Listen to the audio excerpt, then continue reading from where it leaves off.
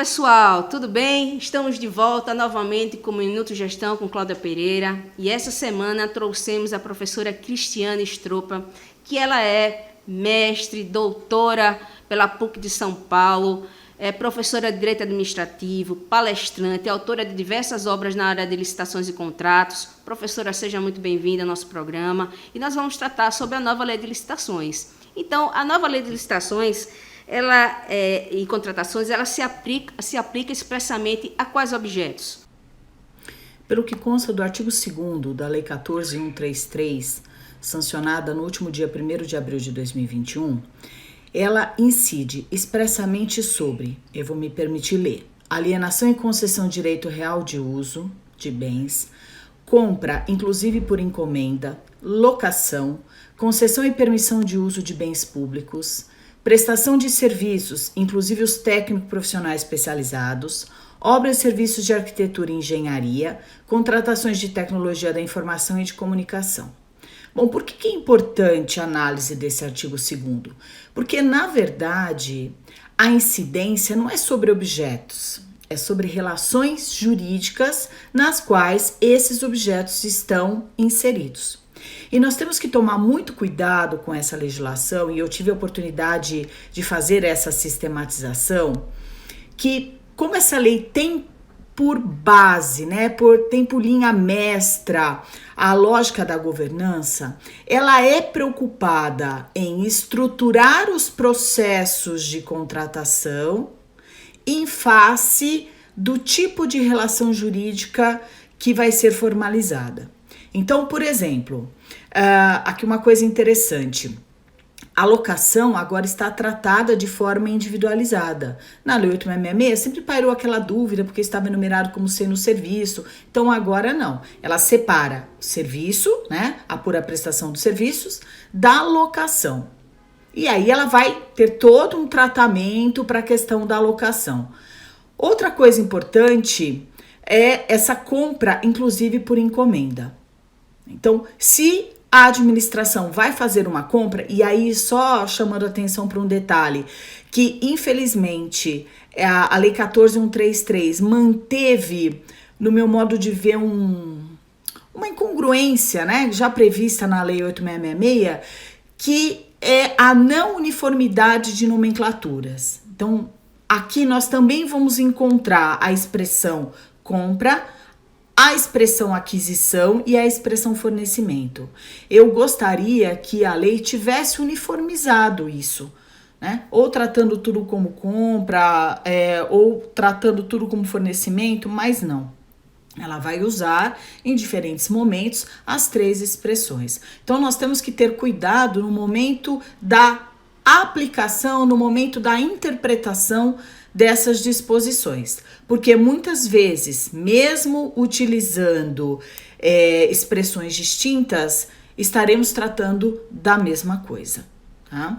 E aí, a legislação, ela teve, assim, dentro desses objetos que eu li, ela teve toda uma preocupação, muitas vezes, de trazer maiores detalhes na instrução processual, porque esses detalhes que a lei muito bem coloca, eles vão ter que ser observados na instrução processual e outros vão ter que ser observados no momento da gestão do contrato, porque a fase de licitação de competição, ela é modelada em cima da escolha de uma modalidade que também terá uma correlação direta com o objeto a ser licitado.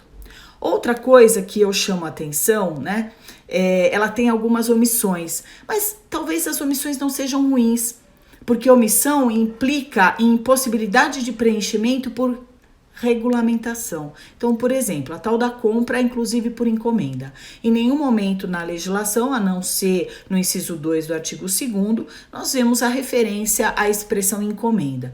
O que é uma compra por encomenda? Penso eu que a compra por encomenda, ela ocorre quando eu não encontro como objeto padrão algo no mercado. Então, eu preciso que esse objeto seja feito atendendo às minhas especificações. Então, naquele sentido de que as minhas especificações não são aquelas rotineiras, eu não encontro como produto de prateleira. Mas veja, isso não, pelo menos em princípio, não desnatura o bem como comum, né? Pelo menos em princípio. É como eu ouvi ultimamente o professor até Rodrigo Zambão falando. Na verdade, todas as interpretações que nós fazemos atualmente desta lei, que tem poucos dias de vida, são interpretações feitas a lápis, não são interpretações feitas a caneta, porque nós podemos sempre mudar, né, sempre evoluir. A cada vez que se lê essa legislação, é possível depreender um outro sentido, um outro significado, é preciso descobrir uma outra interpretação, né? Uma outra, um outro conflito entre vários doutrinadores. Então, veja, estamos todos aqui tentando compreender o que é que essa lei quer dizer. Então, penso eu que um produto por encomenda vai estar enquadrado como bem comum, até para a utilização da modalidade pregão. Mas eu não posso afirmar isso de forma categórica. Outra coisa, ela teve toda uma preocupação também de trazer uma complementação de instrução para prestação de serviços, para a contratação de obras e serviços de arquitetura e engenharia, veja, falando até expressamente na expressão arquitetura, mas, tirando o artigo 2º, quando nós analisamos a legislação, vocês percebem que muitas vezes ele fala prestação de serviços, mas não faz referência à arquitetura. Ora, ele faz referência em outros momentos à arquitetura, eu diria, se me fala a memória, mais 3 momentos. E aí, como ele tem essa lógica de muitas vezes fazer referência expressa à arquitetura em contraposição à engenharia, em outros momentos ele não fala, a dúvida que fica, pelo menos para mim, quando ele não fala, é porque é só engenharia? Né?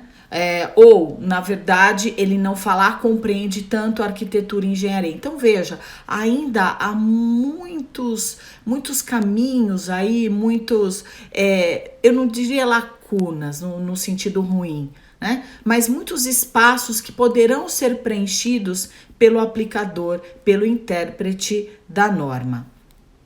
Outra coisa que eu achei interessante, a lei em nenhum momento diz como vai se dar a concessão e permissão de uso de bem público. Ele só diz que é um dos objetos de incidência da lei, mas ele não diz como. Então, por exemplo, ele não elenca a modalidade, ele não fala como é que vai ser o processo competitivo, mas, de novo, eu penso que essa não procedimentalização da lei não é ruim, porque aí o aplicador, né, aí cada ente federativo, dentro da sua autonomia de legislar para si, no tocante às licitações e contratações, vai poder, dentro dessa regra, né, geral da Lei 14.133, disciplinar esses procedimentos. Então, penso eu que isso, de alguma maneira, é bom para os demais entes federativos, porque se a lei tivesse disciplinado todas essas procedimentalizações, não haveria espaço de regulamentação para os demais entes federativos. Agora, como último aspecto, né, dessa questão tão importante acerca da incidência da Lei 14.133, eu destacaria o seguinte: se vamos escolher por fazer uma contratação de um determinado objeto, tenhamos o cuidado de extrair da lei todos os procedimentos, todas as normatizações no tocante à instrução desse processo, porque essa lei teve essa preocupação, né? Só que isso está espraiado na lei. Entendi, professora. Há previsão na nova lei de licitações a se aplicar a outros tipos de contratos? Outra questão importante acerca da Lei 14.133 está relacionado à possibilidade dela incidir sobre outros tipos de relação jurídica.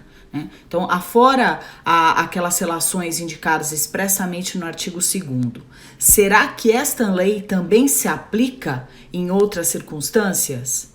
Bom, essa pergunta, ela está respondida expressamente pela Lei 14.133. E aí eu destaco, por exemplo, o artigo 179 da lei, que diz: quando o governo vai fazer uma concessão ou permissão de serviço público, regida pela Lei 8987 de 1995, como é que vai se dar essa incidência da Lei 14.133? É uma incidência que eu chamei de subsidiária. Por quê? Porque ela acresce na Lei de Concessões e Permissões a modalidade diálogo competitivo. Então ela vai dizer, olha, no momento de fazer lá a concessão, fora a modalidade concorrência, o concessionário poderá ser eleito pela utilização da modalidade diálogo competitivo. Eu lembro que no tocante à permissão de serviço público, a Lei 8987 não elege uma modalidade. Então, a escolha da modalidade, ela é feita pelo administrador público, mas lembro que essa escolha tem que se pautar pelas modalidades indicadas na Lei 14.133. Inclusive com os procedimentos da Lei 14.133, que é aplicado de forma subsidiária à Lei 8987. Outra relação jurídica na qual veremos aí a incidência da Lei 14.133, também uma incidência subsidiária, está prevista no artigo 180, quando diz que para as concessões qualificadas como parcerias público-privadas, então, né, concessão patrocinada ou concessão administrativa, ao lado da modalidade concorrência, acresça-se a modalidade diálogo competitivo.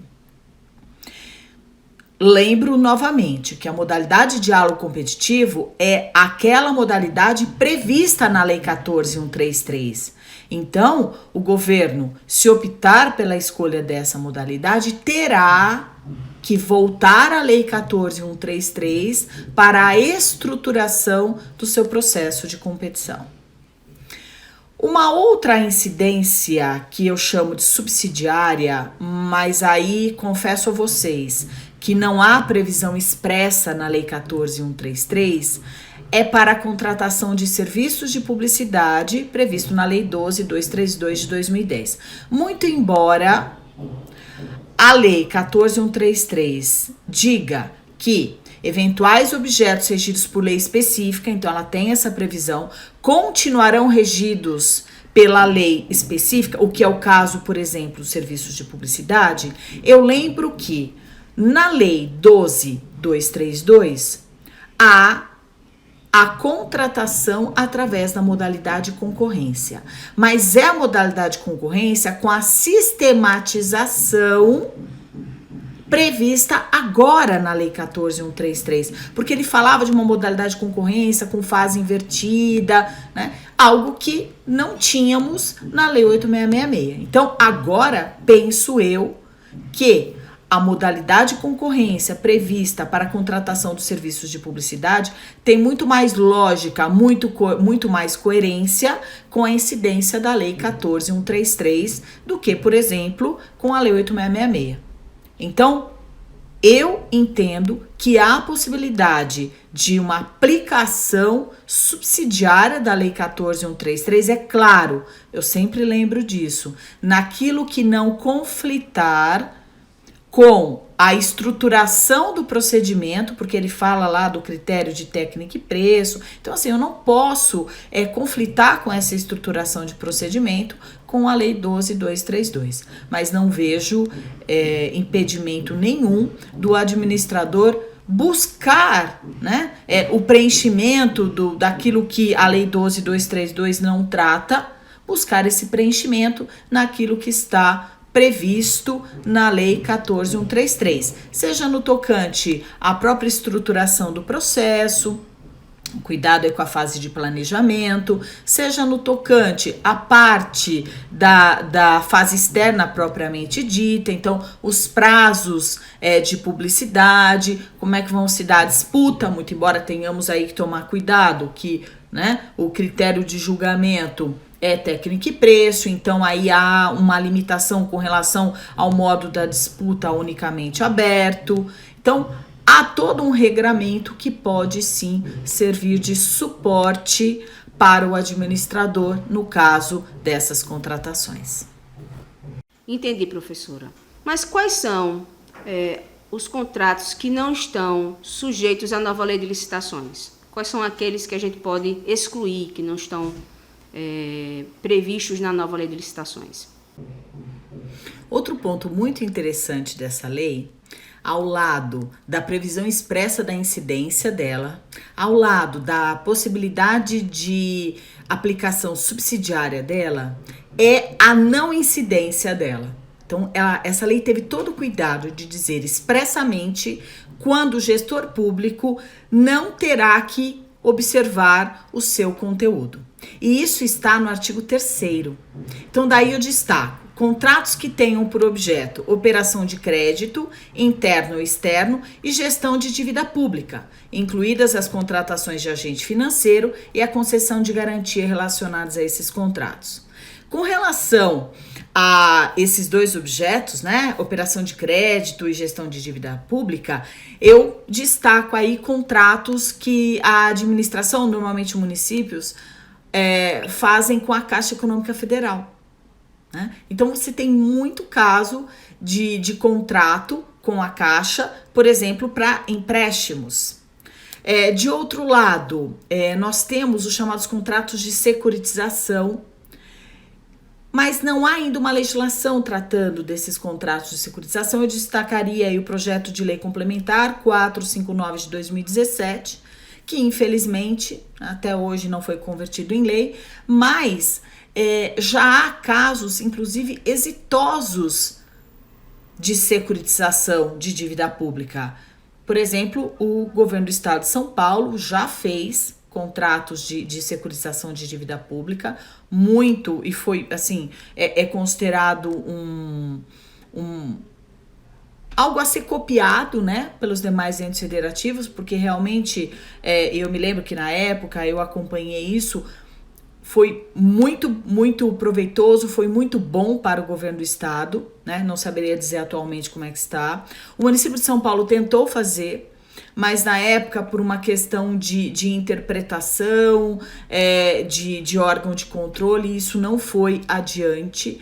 Mas eu acho que é uma sistematização de contratação interessante, até para a gestão da sua dívida pública.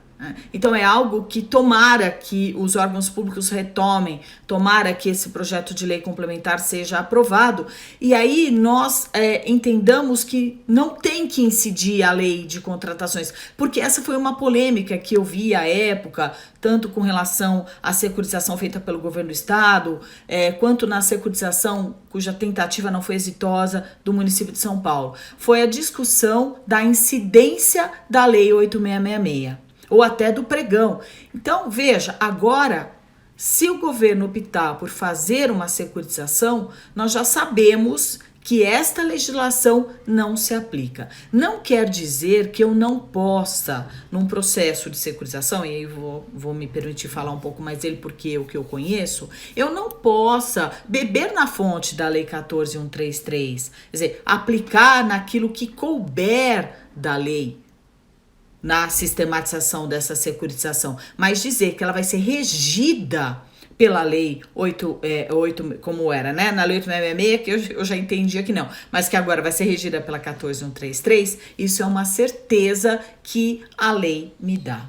Um outro ponto, tá lá no artigo 3º, inciso 2, ele diz: contratações sujeitas a normas previstas em legislação própria. E aí eu destaco um tema que eu gosto bastante, que é a gestão de facilities, que está prevista no artigo 7º da Lei 14.011 de 2020. Veja, a Lei 14.011 fala da modalidade concorrência. Já há jurisprudência do Tribunal de Contas da União dizendo que essa contratação de facilities também podia ser feita por pregão. Lembrando que eu tenho duas sistematizações de facilities. O Facilities Management, aonde eu apenas passo toda a prestação de serviços, ou o tal do Facility Full, onde, na verdade, eu, além de passar todos os serviços, né, que existem e que são passíveis de terceirização de um órgão ente público, eu também passo a gestão disso. E esse é um mercado que está crescendo muito, e a esfera privada ela já está preparada para oferecer isso para o governo. O que nós precisamos é que o governo entenda o que são esses facilities e estruture adequadamente um processo de contratação. Agora, eu entendo que, mesmo que haja uma legislação própria, de novo, eu vou poder, na mesma linha do serviço de publicidade, eu vou poder beber na fonte da 14133. É claro que o contrato ele vai ter regras próprias no tocante à vigência, né, do facilities, mas eu posso usar a Lei 14133, por exemplo, como fala bem o professor Rafael Sérgio, posso fazer um diálogo competitivo? Por que não? Claro que posso. Né? Assim como posso usar a modalidade pregão nessa sistematização, de repente, se não for o pregão, vou usar a modalidade concorrência. Então, não há nenhum impedimento de que, mesmo tendo uma legislação específica, na estruturação de um processo de facilities, na fase de competição de um processo de facilities, até na própria estruturação da gestão de contratos, mas com amenizações, especialmente no tocante a essas cláusulas exorbitantes. Eu não faria prever todas essas cláusulas exorbitantes como estão na Lei 14133, que não é tão diferente do que constava na Lei 8666. Né? Eu faria com uma incidência menor, né, dessa supremacia do interesse público, mas não há problema em que eu busque algum tipo de complementação na Lei 14133. Destaco também outras contratações, como por exemplo de franquia. Você tem legislação específica, é a Lei 13966 de 2019.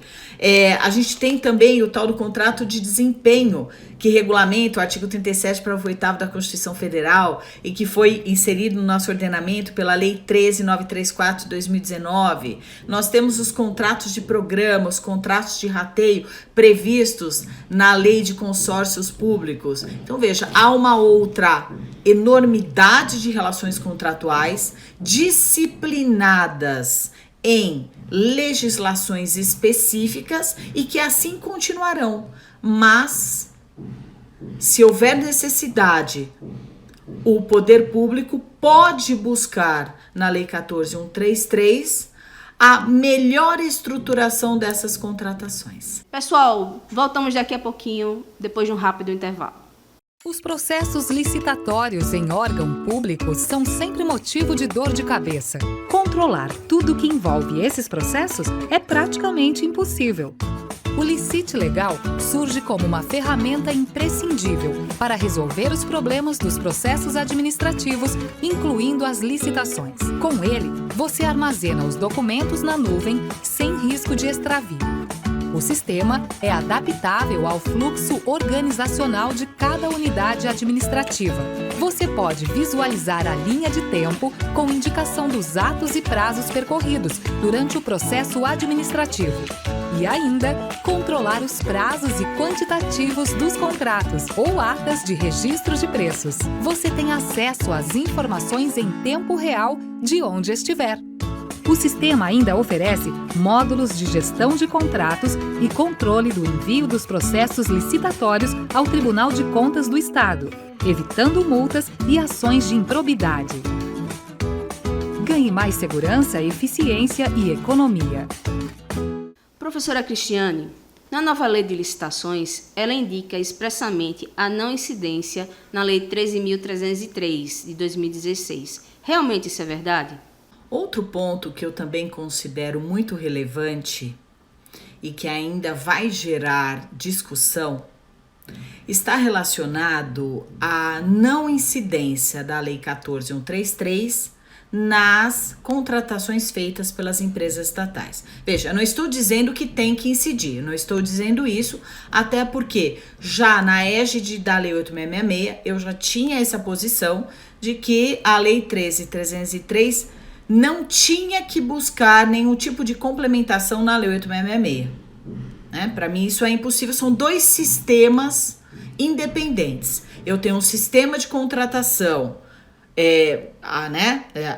antigamente com base na Lei 8.666 e tinha um outro sistema com base na Lei 303. E a Lei 303 com uma destinação específica para a sociedade de economia mista, empresas públicas e as controladas ou subsidiárias.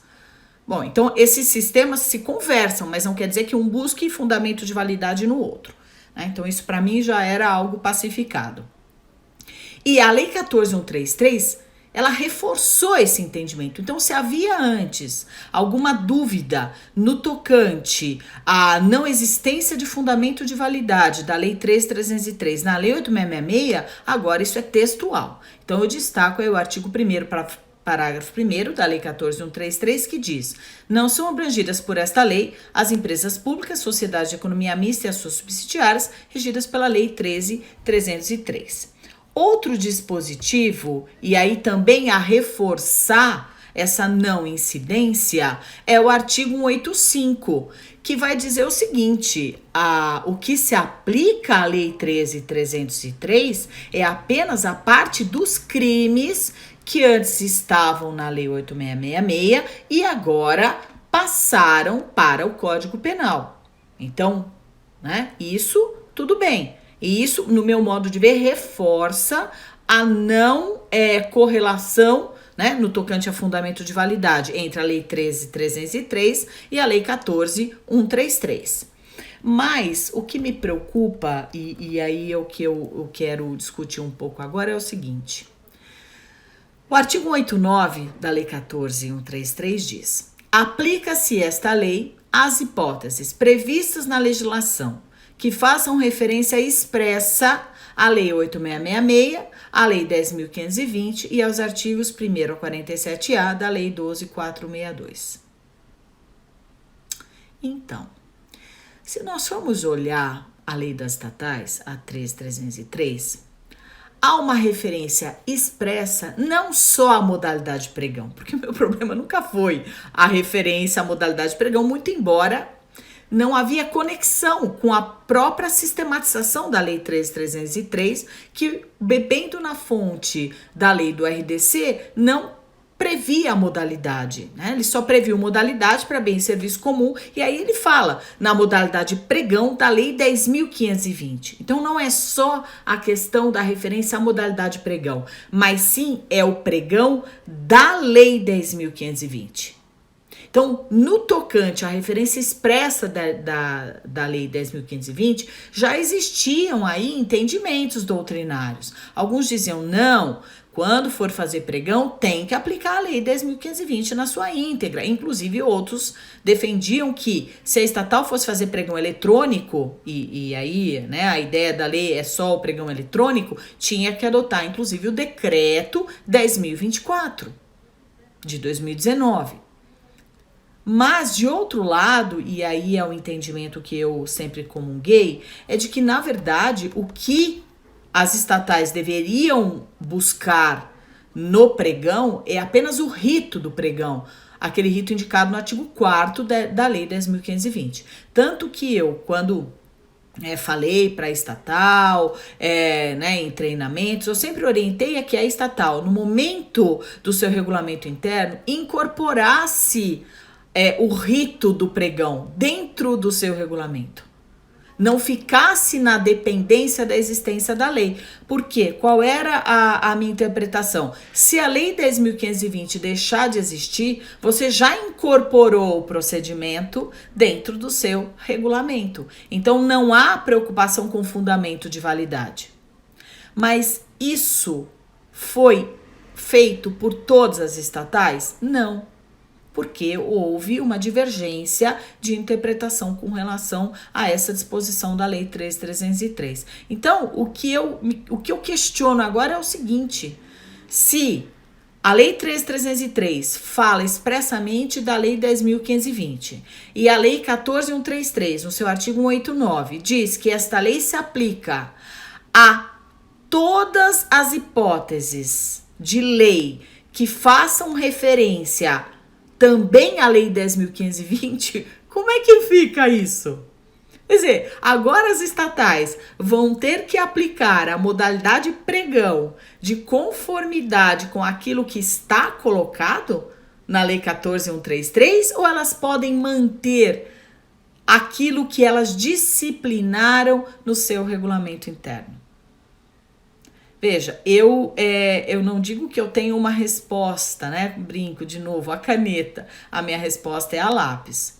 O que eu acho é que mesmo com esta redação, eu não defendo que as estatais, quando fazem pregão, estejam obrigadas a seguir o procedimento previsto na Lei 14.133.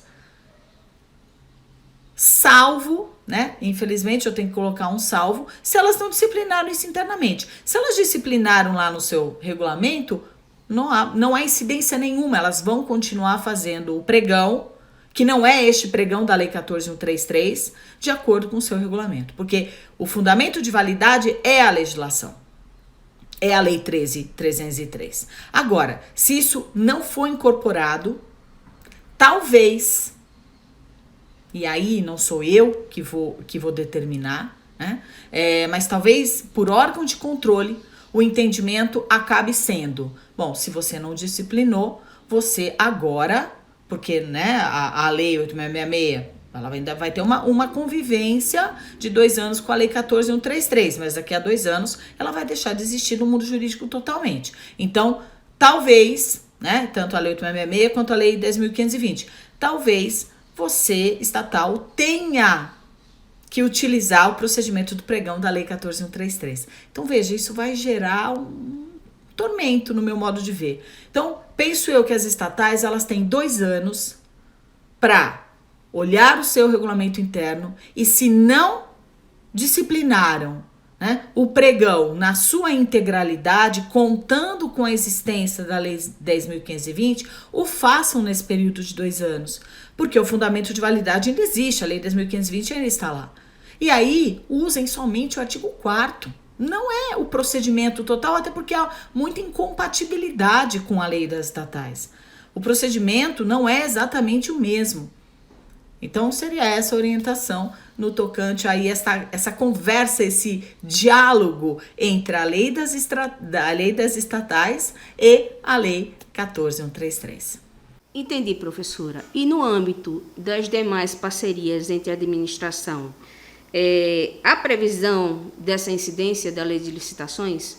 Um outro ponto que eu também considero muito importante e espero que a doutrina também abra um espaço para essa discussão é o seguinte: a Constituição, quando ela fala da competência da União para legislar sobre normas gerais, ele fala em normas gerais sobre licitação e contratação. Né? Vamos olhar lá o artigo 22, inciso 27 da Constituição. Veja, ele não fala licitação e contrato, ele fala licitação e contratação. A mesma redação está no artigo 1º da Lei 14.133, licitação e contratação. Ora, a expressão contratação, ela é mais ampla que contrato. Ainda, claro, eu estou utilizando uma diferença um pouco clássica, né, entre relação jurídica denominada contrato e relação jurídica denominada convênio, consórcio, ou seja, são as demais relações jurídicas. Muito embora realmente eu tenha que concordar, inclusive como já ouvi o professor Rafael Sérgio falando, que toda vez que há uma relação formalizada com o poder público, essa relação é de parceria. Então, essa lógica de que contratos são interesses antagônicos, convênios são interesses coincidentes, ela deveria cair quando estamos falando de uma relação com o poder público. Porque nós sempre deveríamos pensar que as relações formalizadas entre a administração e terceiros são relações de parceria, onde as partes se unem para um interesse que é comum, mesmo que isso implique em a administração receber uma coisa, né, um objeto, a execução de algo, e o fornecedor receber o recurso, receber o pagamento. Então, realmente, eu penso que ele tem razão, nós devemos mudar essa é uma chave mental mesmo, né? Essa lógica de pensamento de achar que o contratado é nosso inimigo, porque nós temos interesses divergentes. Mas ainda prevalece na doutrina, pelo menos a título de sistematização, essa diferença. Então, quando nós utilizamos a expressão contrato, no sentido de relação jurídica, o que prevalece é a ideia de interesses diversos, interesses contrapostos. Já quando utilizamos expressões como convênio, consórcio ou qualquer outra expressão, porque aí eu tenho uma enormidade de expressões que a doutrina utiliza. Nós estamos falando de relações onde as partes se aliam para o interesse que é comum a ambas. Veja, se a lei, na mesma lógica da Constituição, fala em contratações, ela, de alguma maneira, prevê a sua incidência nesse outro grupo de relações jurídicas. E aí eu destaco o artigo 184. Está lá escondidinho, né? Quase no final da lei. Aplicam-se as disposições desta lei, no que couber e na ausência de norma específica, aos convênios, acordos, ajustes e outros instrumentos congêneres, celebrados por órgãos e entidades da administração pública, na forma estabelecida em regulamento do Poder Executivo Federal. Veja que ele vincula isso a um regulamento, mas ele abre margem a uma aplicação subsidiária da Lei 14.133 naquilo que ela não destoar, naquilo que ela não descaracterizar essas outras relações jurídicas. Mas veja, essa sistematização ainda parte daquele pressuposto de que estamos falando de relações jurídicas distintas. Então, vamos aguardar essa regulamentação do Poder Executivo Federal, que, penso eu, vai nos dar mais clareza acerca da característica que esta relação jurídica, denominada aqui de convênios, acordos, ajustes e outros instrumentos, então veja como é farto, né? Como eu tenho uma enormidade, termo de fomento, termo de cooperação, acordo de cooperação. Veja, eu tenho N instrumentos que a administração formaliza, neste outro sentido de uma parceria aí mais ampla. Vamos aguardar essa regulamentação para entendermos em que sentido haverá a possibilidade de incidência das regras, das disposições previstas na Lei 14.133. Professora, novamente agradeço pela sua participação do Minuto Gestão. Pessoal, até a próxima semana com mais Minuto Gestão com Cláudia Pereira.